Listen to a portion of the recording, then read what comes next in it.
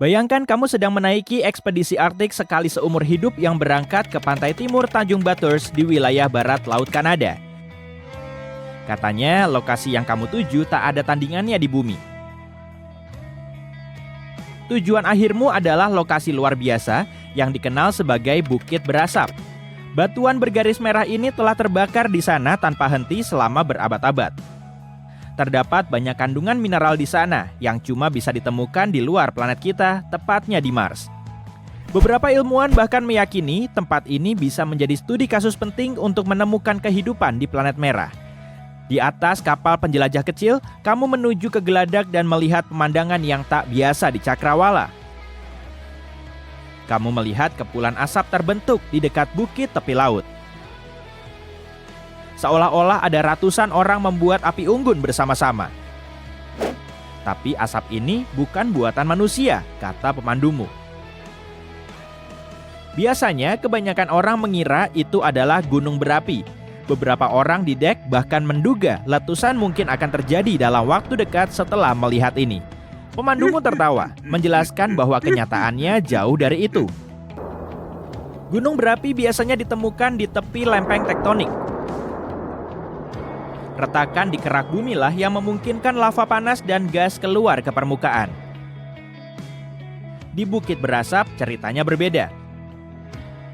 Asap ini disebabkan oleh fenomena alam. Tapi kamu akan mempelajarinya dalam beberapa hari ke depan. Meski kedengarannya aneh, bebatuan ini sudah lama terbakar. Menurut para ahli, tanah di Bukit Berasap telah mengeluarkan awan asap setidaknya selama beberapa ratus tahun, tanpa henti. Kamu nggak salah dengar, tapi para ahli masih tak yakin berapa lama bukit ini telah terbakar, mungkin ribuan tahun. Sekarang, sebelum kamu turun dari kapal, sejumlah arahan sudah disiapkan. Pemimpin ekspedisimu menjelaskan kamu akan memasuki tempat berisiko tinggi. Jadi, kita mengganti sepatu dan pakaian hiking biasamu dengan setelan khusus serta masker gas sebelum melangkah ke lokasi.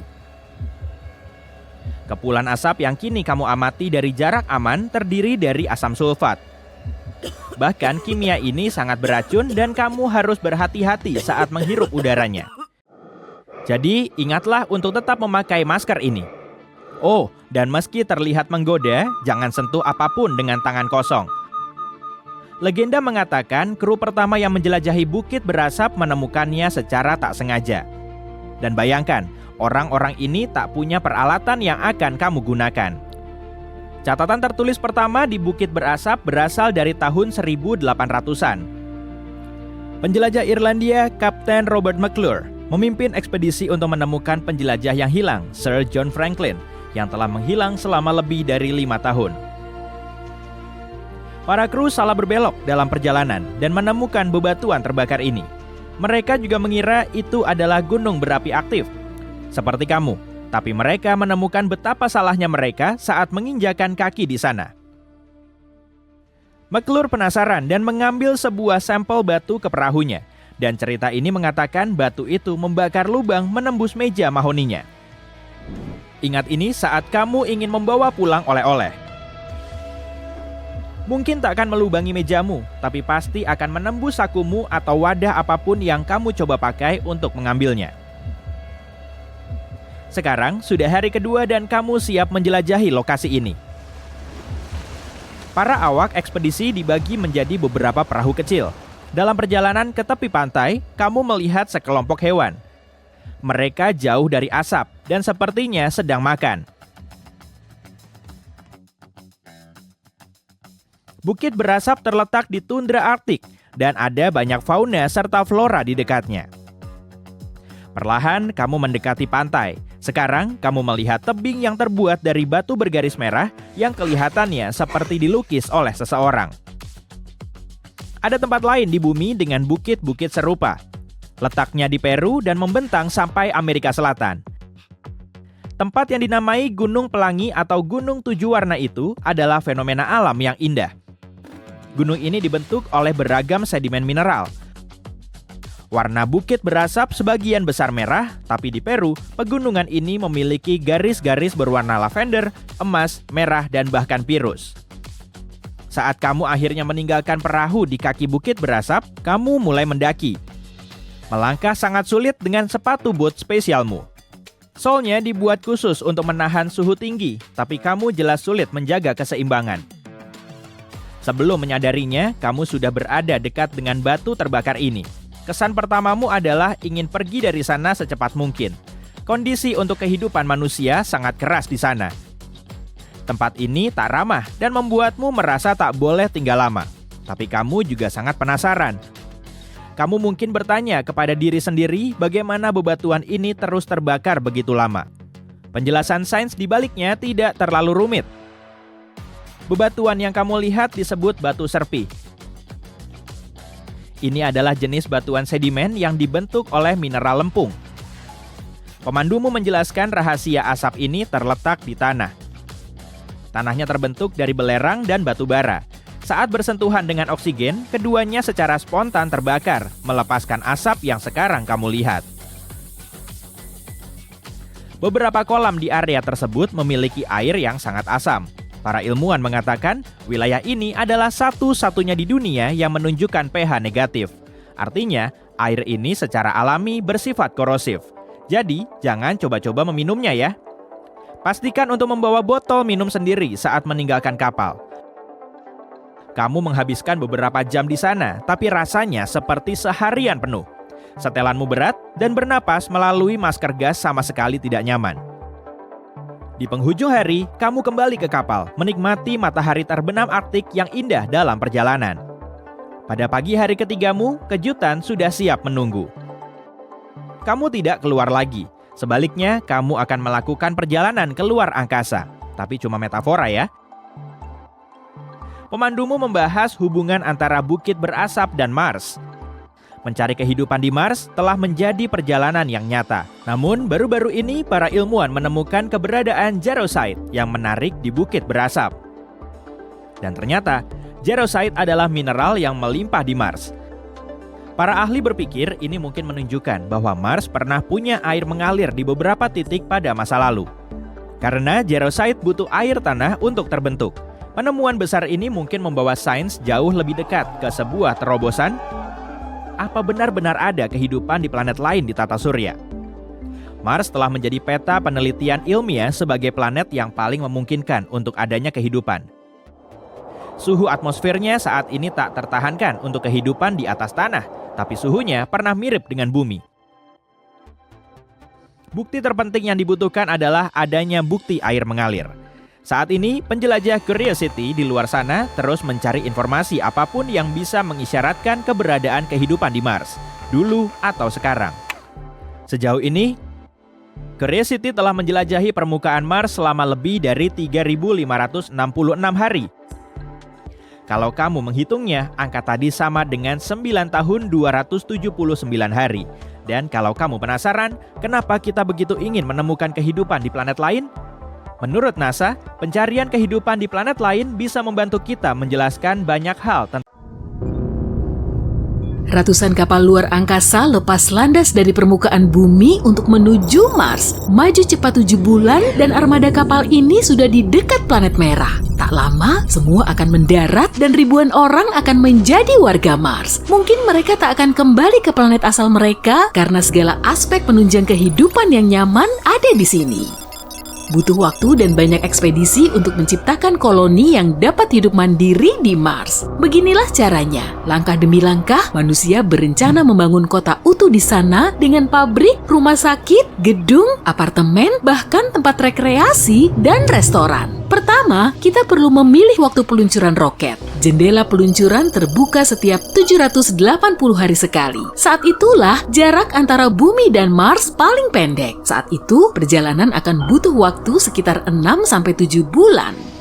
Mari pindah ke landasan peluncuran. Di sini, kita bisa melihat kapal antariksa yang terhubung ke roket pendorong. Nyalakan! Pendorong mengirim kapal antariksa ini ke udara, kemudian lepas landas dan mendarat kembali di bumi. Di saat yang sama, mesin kapal antariksa mulai menyala dan masuk ke orbit parkir bumi. Agar bisa sampai di sini, kapal ini telah memakai hampir semua bahan bakarnya dan sekarang perlu mengisi ulang.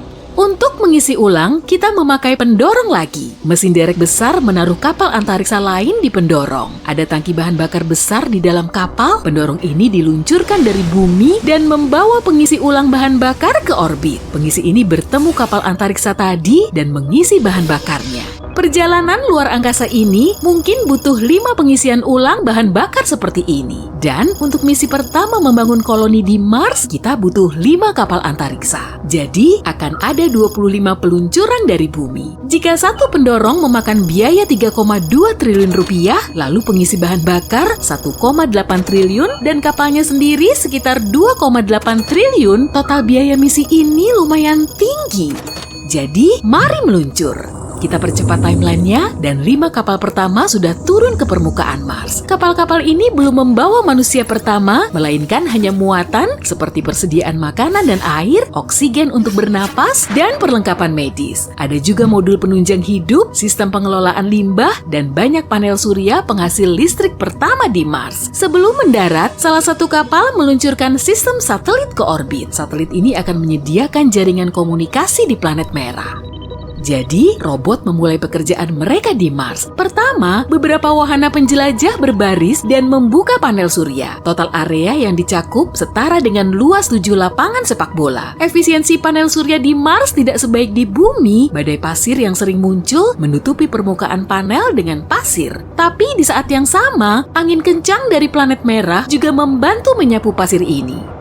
Wahana penjelajah lain yang dilengkapi dengan bor kuat mulai mencari air di tanah Mars. Saat air ketemu, kita akan mulai memproduksi bahan bakar. Karbon dioksida yang ada di atmosfer akan kita campur dengan air yang ditambang pada suhu tinggi dan di bawah tekanan tinggi. Ini akan menghasilkan metana untuk roket dan oksigen untuk bernapas. Sejak Februari 2021, wahana penjelajah Mars Perseverance telah menguji teknologi ekstraksi oksigen. Wahana ini membawa sebuah kotak. Ini adalah eksperimen Mars Oxygen ISRU yang juga dikenal sebagai MOXIE. Kotak ini menarik udara Mars, lalu di bawah tekanan tinggi mengambil satu atom oksigen dari karbon dioksida. Alat ini yang hanya seukuran kotak sepatu bisa memberikan oksigen yang cukup bagi satu orang astronaut. Namun jika kamu merakit mekanisme yang sama, tapi seukuran pabrik besar, oksigen yang diproduksi akan cukup untuk seluruh koloni dan melepaskan sisanya ke atmosfer Mars. Kelompok wahana penjelajah lain bertugas mengubah permukaan Mars menjadi zona pendaratan untuk mempersiapkan langkah selanjutnya dalam menduduki planet merah. Saat ini, populasi robot Mars telah mengerjakan tugas-tugas ini selama 2 tahun 2 bulan. Dan orang-orang di bumi tengah menunggu jendela penerbangan baru. Kali ini bukan 5, melainkan 12 kapal antariksa datang ke Mars. 10 diantaranya adalah kapal kargo yang membawa bahan konstruksi, bahan bakar, dan perlengkapan lain. Juga banyak peralatan ilmiah dan printer 3D. 2 kapal lain membawa astronot antar planet pertama. Pintu kapal terbuka dan 30 pahlawan menginjakan kaki di permukaan Mars untuk kali pertama dalam sejarah. Mereka adalah ilmuwan, ahli teknik, dan dokter. Mereka telah menjalani seleksi ketat dan pelatihan panjang untuk menjadi manusia pertama yang menaklukkan planet lain. Mereka pun tidak membawa tiket pulang, mereka harus tinggal di Mars selama 2 tahun. Para astronot hidup di dalam kapal antariksa mereka dan mencoba membiasakan diri dengan kondisi yang tidak biasa di Mars. Suhu di sini sekitar minus 80 derajat Fahrenheit atau minus 62 derajat Celcius. Selain itu, gravitasi di Mars 2,5 kali lebih lemah dibanding bumi. Artinya, kita bisa melompat 2 kali lebih tinggi dan mengangkat benda yang lebih berat di sini. Tapi otot-otot tubuh manusia sulit beradaptasi dengan perbedaan ini. Jadi para astronot tidak bisa terus-menerus bekerja. Hal pertama yang mereka lakukan adalah membongkar kapal kargo dan membuat sistem penopang kehidupan. Beberapa bereksperimen dengan mengubah tanah Mars menjadi bahan untuk printer 3D. Yang lain menyiapkan rumah kaca dan mengolah tanah untuk bercocok tanam. Sistem daur ulang limbah manusia yang dibawa para robot ke sini digunakan untuk membuat pupuk tanaman. 2 tahun dan 2 bulan berikutnya telah berlalu, kita telah melihat peluncuran kapal antariksa. Bukan dari bumi, melainkan dari Mars. 30 astronot pertama telah menyelesaikan misi mereka dan sedang dalam perjalanan pulang. Kapal antariksa lebih mudah lepas landas dari Mars karena gaya gravitasinya yang lemah. Di saat yang sama, kapal-kapal lain diluncurkan dari bumi. Kapal ini akan membawa hampir 100 penduduk baru dan bahkan lebih banyak kargo ke Mars. Saat armada ini tiba di planet merah, para astronautnya dapat merasakan makanan pertama yang ditanam di Mars. Printer 3D mulai membangun rumah di Mars. Semuanya mencetak cangkang luar dari tanah Mars dan limbah tanaman. Cangkang ini akan melindungi tempat tinggal kita dari radiasi surya dan angin kencang. Di dalam cangkang, manusia akan membangun rumah permanen. Rumah ini dapat diisi udara dan dilengkapi modul yang dibawa langsung dari kapal antariksa. Rumah-rumah ini punya ruang hiburan, ruang penelitian, dan pusat komunikasi.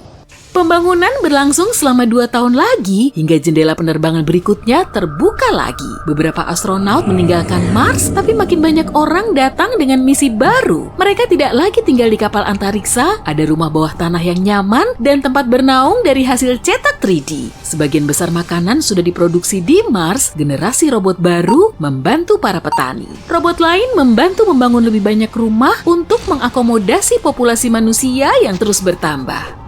2 tahun lagi telah berlalu, berbagai lembaga antariksa telah meluncurkan misi mereka ke Mars. Ada lebih banyak manusia, lebih banyak peralatan ilmiah, dan bahkan akuarium berisi ikan. Pada tahun 2035, Mars dan Bumi mencapai rekor jarak terpendek. Jadi, manusia mengirim armada besar dengan berisi astronaut dan bahan konstruksi. Saat ini, koloni manusia terlihat seperti kota kecil dengan banyak kubah yang saling tersambung. Penduduknya sudah mulai membangun jaringan terowongan bawah tanah untuk pindah dari rumah ke rumah, laboratorium, dan pabrik. Mereka juga telah membangun rumah sakit pertama. 2 tahun kemudian, populasi Mars mencapai tonggak 1.500 jiwa. Hampir semua orang ini akan menjadi penduduk tetap Mars. 4 tahun dan 2 jendela peluncuran kemudian, restoran pertama membuka pintunya. Selain itu, pembangunan pembangkit listrik tenaga nuklir dimulai. Setelah selesai, warga Mars tidak butuh lagi pasukan konstan dari bumi. Dari atas, koloni ini terlihat layaknya kota kecil. Ada area pertanian, tempat menanam makanan, area hiburan, dan distrik pabrik. Dengan setiap misi baru, manusia membawa lebih banyak panel surya. Sekarang, total areanya sudah setara puluhan lapangan sepak bola. Semua ini membuat para astronaut serasa di rumah. Mereka juga tidak harus menunggu persediaan makanan dari bumi. 20 tahun kolonisasi manusia di Mars. Populasinya kini sekitar 30.000 orang. Para pekerja mulai membawa keluarga mereka ke Mars. Sekolah pertama dibangun di sini. 30 tahun, populasinya sudah lebih dari 100.000 orang. Infrastruktur koloni memungkinkannya hidup mandiri. Orang-orang menghasilkan makanan yang cukup serta mendapatkan bahan bakar dan oksigen yang cukup. Saat ini tanaman pertama mulai tumbuh di tanah Mars. Ada makin banyak oksigen di atmosfer Mars. Pepohonan yang ditanam di rumah kaca adalah penyumbang terbesarnya. Efek rumah kaca dari semua aktivitas manusia menghangatkan permukaan Mars meski cuma sedikit. Manusia masih harus mengenakan pakaian antariksa saat keluar. Masih butuh bertahun-tahun lagi sebelum manusia bisa bernapas di Mars layaknya di bumi. Secara bertahap, sungai dan danau akan muncul, tanaman hijau akan menutupi sebagian besar tanah, lalu penduduk Mars bisa keluar tanpa helm oksigen dan menyebut planet merah yang sekarang hijau ini sebagai rumah mereka. Wah, roket yang kamu naiki terus mendekati bulan dan akhirnya mendarat. Kamu langsung mengenakan seragam dan bekerja sesuai dengan shiftmu di pabrik setempat yang mengekstrak air dari permukaan bulan. Di sini juga ada tempat produksi bahan bakar. Sejumlah pengendara rover mulai terlihat menjelajahi permukaan bulan. Setelah shift kerjamu usai, kamu naik roket lagi menuju rumah layaknya naik bus biasa. NASA tengah mengupayakan teknologi ini dan menetapkan misi Prime 1 alias Polar Resources Ice Mining Experiment 1 sebagai langkah kuncinya. Misi ini dimulai pada tahun 2022. Nah, kita cari tahu lebih lanjut yuk. Roket pendorong dan langkah keduanya terpasang di pad peluncuran. Luncurkan! Bahan bakar roket mulai terbakar untuk menaikkan roket. Tak lama kemudian, kecepatannya mencapai 38.616 km per jam. Saat terbang sengebut ini, kamu bisa menempuh perjalanan dari New York ke London cuma dalam waktu 8 menit. Setelah bahan bakarnya terpakai semua, roket pendorong dilepaskan, kemudian mendarat mulus di permukaan bumi. Langkah kedua dengan payload kapsul menyalakan mesin setelah langkah pertama lepas. Roketnya terus melaju. Begitu mencapai orbit, payload kapsul mulai terbuka, lalu melepaskan lander bulan Nova C. Pesawat luar angkasa ini berbentuk silinder sepanjang mobil sedan dan lebarnya melebihi tinggi rata-rata manusia. Mesin mulai menyala dan memulai perjalanannya. Lander ini terlebih dulu mengelilingi bumi untuk melakukan manuver gravitasi. Dengan begini, kecepatannya akan bertambah tanpa boros bahan bakar. Karena posisinya masih di orbit, gravitasi bumi bisa memengaruhinya. Pesawat luar angkasa ini kelihatan seperti jatuh. Arahnya bukan menuju permukaan bumi, tapi mengikuti lintasan orbitnya. Setelah mengitari bumi satu kali, lander ini menyesuaikan lintasannya menuju bulan.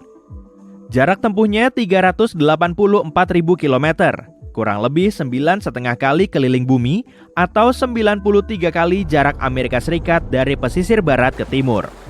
Pesawat luar angkasa modern bisa menempuh jarak ini selama 9 jam. Sedikit lebih lama daripada perjalanan dari New York menuju Los Angeles dengan pesawat. Padahal, para astronot pertama perlu terbang selama 72 jam sebelum mendarat di bulan. Novasi hampir sampai di tujuannya. Pesawat ini mengelilingi bulan sambil mengurangi kecepatan. Para ilmuwan udah nentuin tempat yang paling pas untuk melakukan pendaratan, tapi ada beberapa persyaratan yang harus dipenuhi. Pertama, harus ada tanda-tanda kalau di bawah lokasi pendaratan terdapat es. Kedua, modul bulan harus bisa terus melakukan komunikasi radio dengan bumi. Hal ini nggak akan mungkin dilakukan kalau lander berada di sisi terjauh bulan. Saat astronot pertama terbang di sekitar bulan, mereka kehilangan kontak selama beberapa menit. Koneksinya baru bisa kembali lagi setelah pesawat ruang angkasa mereka keluar dari bayangan bulan. Dan terakhir, harus ada sinar matahari. Lander punya panel surya untuk menyalakan peralatan ilmiah, komputer di pesawat, dan modul komunikasi. Jadi, mereka perlu sinar matahari langsung. Wahana pendarat terus mendekati permukaan bulan. Pesawat ruang angkasa ini memperlambat kecepatannya saat mendekati lokasi pendaratan, kemudian melayang-layang. Beberapa detik lagi, dan akhirnya mendarat. Wahana ini berhasil melakukan pendaratan mulus. Saatnya mengebor permukaan bulan. Untuk menjalankan tugasnya, lander ini dipasangi regolith dan ice drill for exploring new terrain. Jadi, sederhananya, perangkat ini merupakan pengebor besar berukuran 1 meter, hampir sepanjang kaki orang dewasa. Setelah didapatkan spot yang cocok, alat ini diturunkan ke permukaan bulan. Kemudian, pengeboran akan dilakukan dalam beberapa tahap. Wahana pendarat perlu mengangkat bor beberapa kali untuk ngeluarin tanah dari lubang bor. Tujuannya agar mata bornya enggak rusak. Lalu, wahana pendarat perlu menganalisis komposisi tanah. Caranya dengan memboyong perangkat Mass Spectrometer Observing Lunar Operation atau MSOLO. Cara kerjanya simpel kok. Alat ini mengionisasi atau memberi muatan pada partikel tanah hingga menggerakkannya. Lalu terbentuklah medan magnet kuat yang mempengaruhi partikel bermuatan hingga lintasannya berubah. Berbagai zat, molekul, dan atom bergerak ke segala arah di dalam medan magnet. Maka kita akan bisa mengidentifikasi massa dan muatan setiap partikel dengan menganalisis perubahan lintasan atom. Kita cuma perlu ngecek tabel periodik Mendeleev untuk nyari tahu jenis atom yang bisa kita temukan di dalam sampel. Para ilmuwan berharap mereka bisa nemu air. Kutub selatan bulan menjadi tempat yang sangat pas untuk menjangkau es dengan bor. Dan ekuatornya akan jadi tempat yang cocok untuk menjaga kontak radio dan ngisi daya panel surya. Tapi di sini mungkin nggak ada es karena suhunya terlalu panas. Wahana pendarat juga akan membawa lunar hopper untuk menjelajahi permukaan bulan sambil membawa beban sekitar 0,9 kg. Para saintis juga akan menguji teknologi komunikasi 4G. Maka, lander perlu dilengkapi dengan sejumlah modul khusus. Kalau pengujiannya berhasil, kita akan bisa menggunakan jangkauan seluler untuk berkomunikasi di bulan sama seperti di bumi. Tapi tujuan utama misi ini adalah untuk ngebuktiin kalau sumber daya di bulan bisa digunakan di masa depan. Pada awal tahun 2023, NASA dijadwalkan akan mengirim rover otonom Viper atau Volatiles Investigating Polar Exploration Rover ke bulan. Rover ini akan mendarat di kutub selatan bulan karena alasan yang sama, yaitu keterkaitan antara bumi dan sinar matahari. Ukuran rover ini kira-kira sebesar mobil golf yang akan membawa bor dan alat penganalisis tanah. Para ilmuwan juga udah nentuin rute rover ini. Panjangnya sekitar 16-24 km dan waktu tempuhnya selama 100 hari. Alat ini akan mengebor tanah di bulan untuk mencari esnya, serta memetakannya. Hal ini diperlukan untuk mempersiapkan kedatangan astronot ke bulan dan membantu mencari sumber daya berharga seperti air. Pada tahun 2020-an nanti, NASA akan meluncurkan misi Artemis. Makanya, para ilmuwan telah membuat pesawat luar angkasa Orion selama puluhan tahun. Pesawat ini bisa memboyong 6 astronot.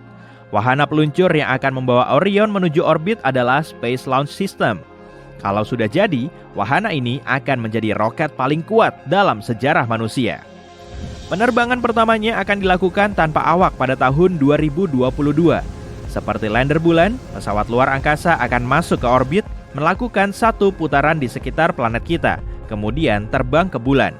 Setelah sampai, pesawat ini akan tetap berada di orbit selama 6 hari, kemudian kembali ke bumi.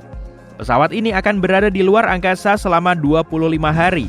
Misi kedua rencananya akan diluncurkan pada September 2023 dengan membawa 4 astronot menuju bulan.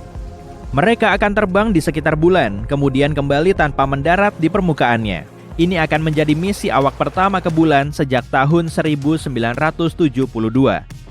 Misi ketiga, Artemis III, rencananya akan diluncurkan pada 2024 untuk memperingati 55 tahun pendaratan bulan pertama. 4 astronot akan melakukan perjalanan ke orbit bulan.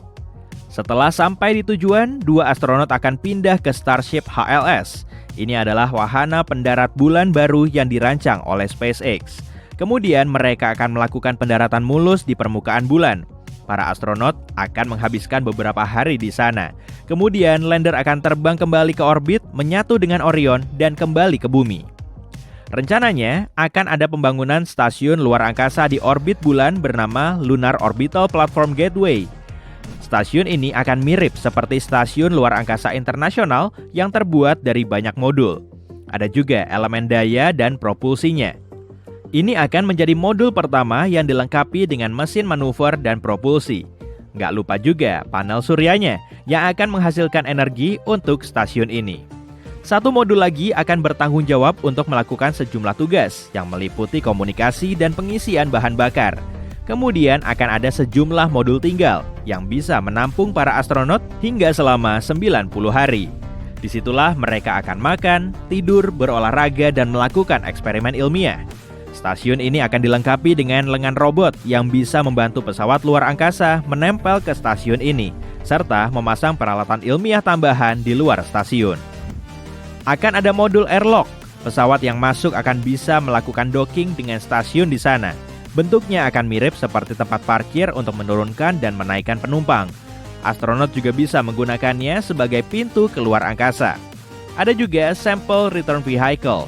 Pesawat luar angkasa mini ini akan mengirimkan sampel tanah bulan menuju stasiun dengan menggunakan robot. Gateway akan jauh lebih kecil dari ISS. Sebagai perbandingan, stasiun dekat bumi tersebut saat ini memiliki 11 modul. Dan total biayanya sekitar 150 miliar dolar atau lebih dari 2 kuadriliun rupiah. Di masa depan kita akan menggunakan stasiun ini sebagai landasan peluncuran untuk mengirim pesawat luar angkasa ke planet lain, seperti Mars atau ke angkasa luar. Roket yang diluncurkan dari ISS akan hemat bahan bakar karena nggak perlu melawan gravitasi bumi. Tapi para astronot di Gateway akan lebih berisiko terpapar radiasi daripada mereka yang berada di ISS. Medan magnet bumi berperan sebagai perisai.